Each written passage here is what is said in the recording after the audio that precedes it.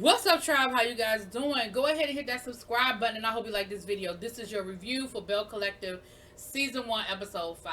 Look, y'all. Look. Marie, you are a horrible person. That's all I'm going to say. You are a terrible person. And you know why? I know that Marie knows that she's a horrible person, at least on this show, is because she got her shit turned off on Instagram. You can't tag her on Instagram. You can't, you understand what I'm saying? Because she know what was coming her way, okay? She know what was coming her way. Listen, the older woman, the matriarch, stood up and tried to calm this brunch down. Marie still would not let up. Though Kaylon, whatever the woman name is, she went to apologize to Marie. Marie was like, you need to leave. I don't know why you're here. Why are you here? Why are you here? Look, I'm not saying that I agree with Kaylon at all. But Marie,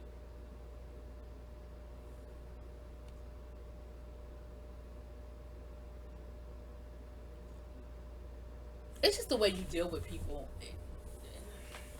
Let me be quiet because I'm about to say something I don't need to say. It's the way you deal with people that's wrong.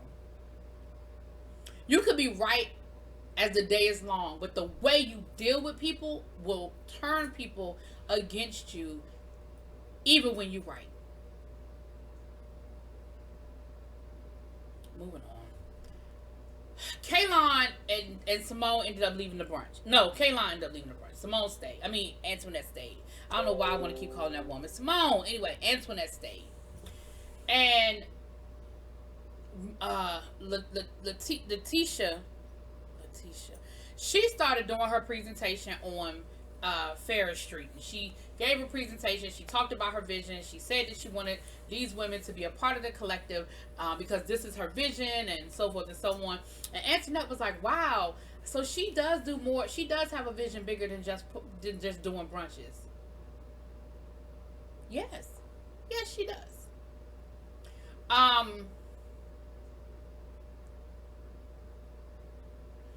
Anyway, the ladies were impressed. It was a decent presentation. Unfortunately, the councilman left when Marie and Kaylon started acting a fool. And the council member was like, "What you're not gonna do is have me on TV in the middle of this malarkey, no ma'am, no sir. I'm gonna exit stage left." But I wish he had been there to sort of speak and let them know that she's serious about this, that she's already come to the city council, and this is where the city council stands on this whole project. But I was glad that she was finally able to get it out, okay? That she was finally able to get it out and share. Alright, so on to Latrice. So we see Latrice meeting with her her PR, and they're discussing, this launch of her brand and everything. Her husband comes in and he starts talking to her about her brother. Have you talked to your brother? You need to call your brother. What's going on between you and your brother? And she was like, listen, me and my brother, we just going through something right now, but it's going to be okay. He ain't talked to me. He not answering my calls. He going through a little something because he knows that I don't like the woman he's dating. And so he kind of being a little funny, but it's going to be okay. And her husband is like, well, he got married. She was like, I know my brother didn't get married. She's like, no matter what's going on between me and my brother, if my brother get married, I know I'm going to know. Like, he ain't going to get married without telling me he married. Like, I know I'm going to know he got married. Her husband was like, nah, you need to call him. Nah, for real, he got married. You need to call him. She was like, I ain't worried about that, because... So then we learned about Latrice.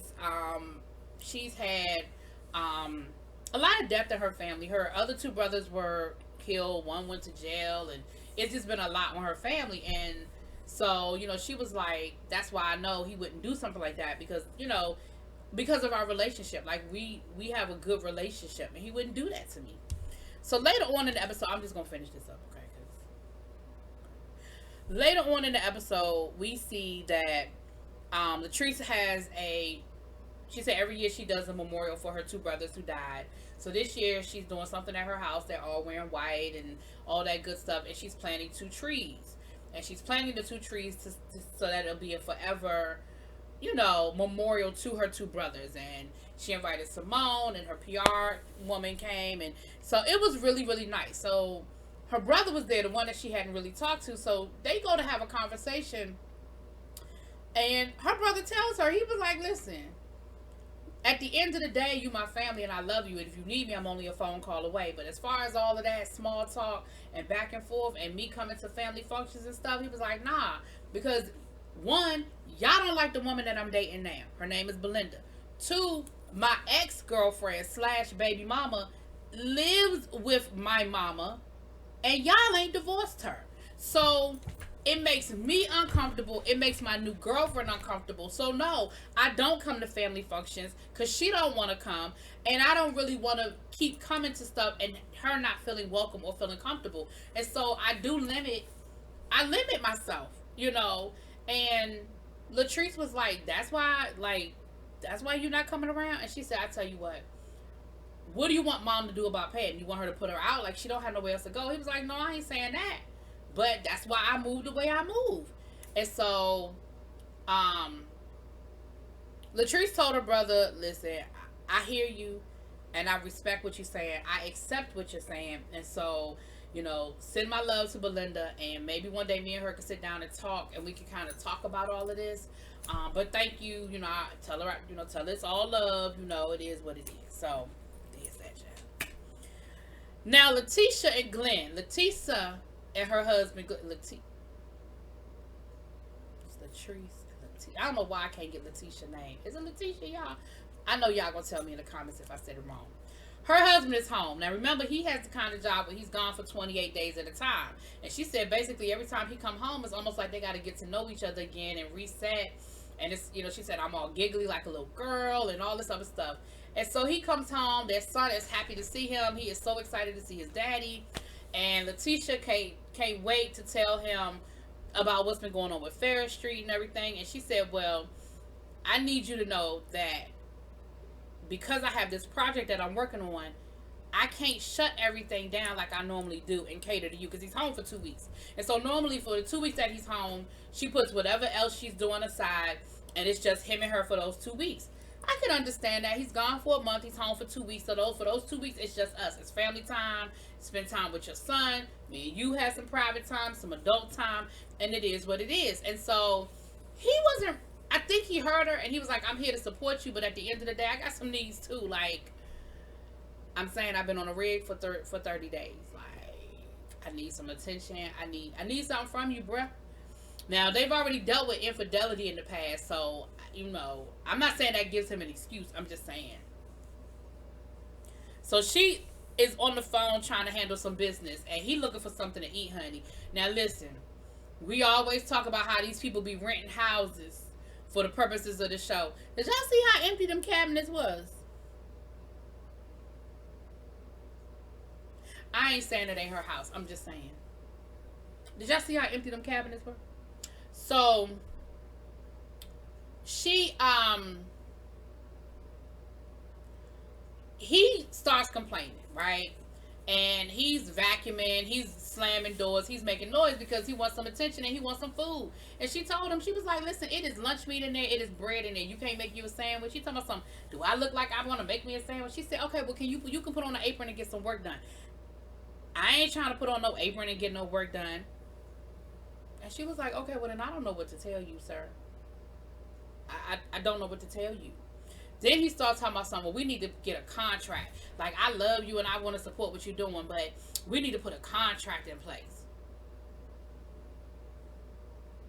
A contract for what, sir? A woo-woo contract? A woo-woo ha-ha contract? What?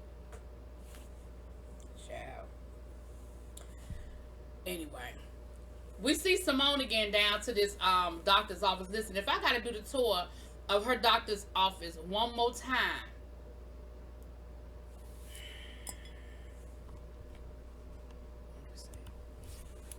Now, Kaylon comes down there to visit her. Simone, I feel like, and I get it that that's your friend, but I feel like you was handling her with kid gloves and you wasn't giving her the real and the roddy. You, she told me something. "I thought I was going in there to hobnob with other business women and this, that, and the other. I didn't know I was walking into," and before she could finish talking, Simone done cut her off and was, damn, I keep calling that girl Simone. Antoinette, she looked like a Simone to me, I guess. Antoinette done cut her off and was like, "But you know what? But you have to be respectful of people's stories. Like when people are telling you what their story is, you have to listen. You have to receive it. Now here's my thing. I feel like you could have been a little more forceful in that, Antoinette, in reference to telling her where she went wrong and what she did wrong and why she got the reaction that she got. Like, there was a reason why people reacted to her the way they reacted to her.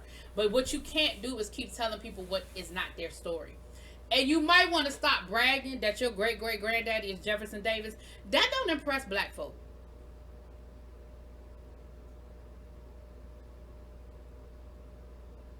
Mm-mm. If anything, that's going to give black folk the wrong impression of you instead of maybe the impression you trying to give them of you. You telling people that you are the direct descendant to the person who led the Confederacy. Ma'am, ma'am, ma'am. That ain't what we want. That just ain't what we want. Anyway, that was pretty much the episode, y'all. I mean, this episode wasn't really giving me a whole lot. I don't know. Maybe because Marie wasn't in it acting a fool. I don't know. But that was pretty much the episode. Y'all let me know what y'all think. Drop it in the comments. Peace.